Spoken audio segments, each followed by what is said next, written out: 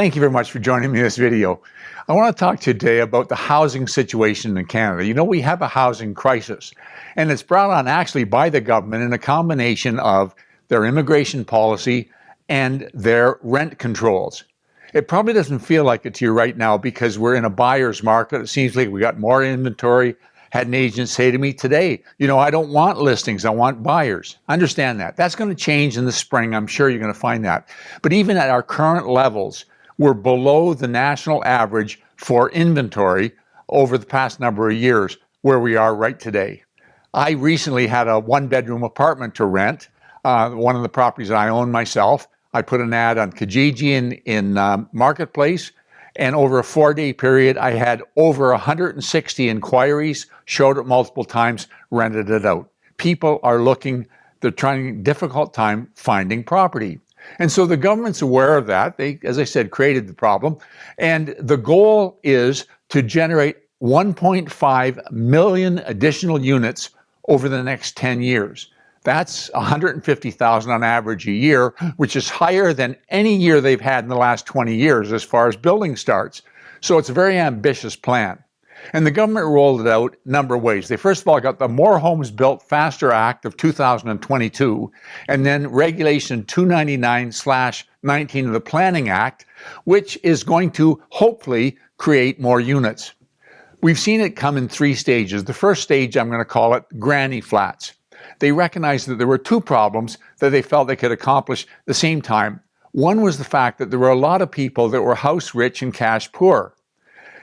And so they said, you know, if we ease up on the ability of having an additional unit that you can rent out in, regardless of the zoning, an R1 zone or whatever, it will generate more revenue for the homeowner and it will provide another unit. So they relaxed their regulations. They allowed tandem parking, for example. They could have an entrance into the unit that might involve going through the main home unit rather than an exterior door. A lot of things they eased up on to create more units. And that was fine, except what I found was a lot of people who, especially in semis, they would create a secondary unit in the semi, and then they would sell it as an investment property. And this didn't work out, actually, because it wasn't really a legal duplex. You had to be the property owner to allow the additional unit. But now they've expanded that to allow accessory dwellings of up to 2 additional units, even in a single-family zoning.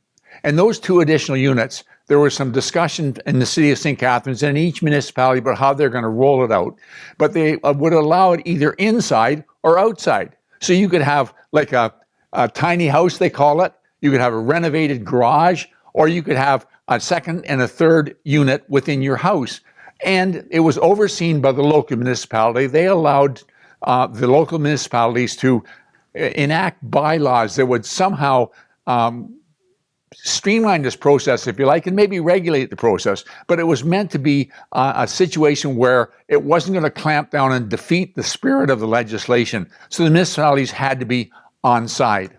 And we saw additional units. And in fact, there was cottage industry that sprung out of this, where companies would look for buildings, houses, single-family homes that were ideal to reconfigure to a duplex or a triplex. They'd buy them, then they would reconfigure them, and then they'd sell them to an investor. And I talked to different companies who are doing that all over the province, and that's fine. But now there's a third incentive, if you like, and that's grants that are now available, primarily sourced by the federal government, but it's administered by the local municipality. The city of St. Catharines is handling the funding, and it's the St. Catharines Community Improvement Plan.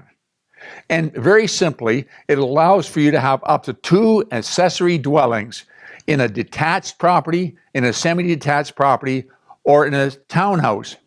It can be in a single-family zoning. And the property, as I said before, it can be interior, the additional units, or it can be exterior. And the other thing about this is, unlike the granny flats, it creates a legal duplex or triplex, and it's not under rent control because it's a new unit. You can raise the rent or make the rent whatever you like. Let me talk to you for a couple of minutes about this grant, because I think it's something you need to understand. You need to make your clients aware of it, because a lot of people are and will capitalize on it. It came into effect August the 26th of this year, 2024, as I said, administered by the City of St. Catharines. And what it will cover is up to 70% of the construction costs. If you're building an additional unit within the building itself, it's to a maximum of $40,000. If you're building an accessory dwelling outside of the unit, it'll cover up to a maximum of $80,000. And the same application can have multiple projects. In other words, I can do one building and I'm up to $80,000. I can do a secondary building, I'm still up to $80,000. I can do a third building up to $80,000. Now, what will it cost? What will it, cover? The eligible costs are material, labor, HVAC, plumbing, this sort of thing. Ineligible costs are things like appliances, decorating items, financing, consulting and preparation of building permits, and so on. The other thing is that it can be applied in conjunction with other incentives. The only regulation there is that this particular program, and it's a grant, it's not a loan, this particular program, along with other incentives, can't exceed the total cost of the project. In other words, you can't do it for free and walk away with cash in your jeans. Now, let me tell you a couple of the details so you know, and I'll tell you in a minute who you can contact if you want more information. The property must be at least 5 years old. Don't know why that is, but that's just one of the regulations. It's got to fall within an approved area, the Urban Area Community Improvement Project area it's called, and you can check with the City of St. Catharines and find out what that is. It's got to comply with the official plan and the zoning bylaws, and there are specific bylaws that are implemented for this: side yard setback, parking, all this sort of thing. The owner's got to be current on his taxes. If you owe taxes, they're not going to give you any money. The first thing you have to do before you get any grants is you've got to obtain a building permit. And any costs you incur before you get approval for the project will not be covered. The application must be completed and submitted within 90 days of the building permit being issued. So I hope that makes sense. I think you're going to find that there's investors. I think you'll find that there's people that own property that would be interested. You want to make sure you've got the facts right, convey it to them. If you want information on the grants, you want to get Elena Campbell, and I'll show on the screen her email address. It's ecampbell@stcatharines.ca.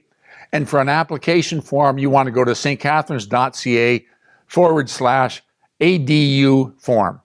Thank you very much for joining me in this video. Look forward to talking to you again next week.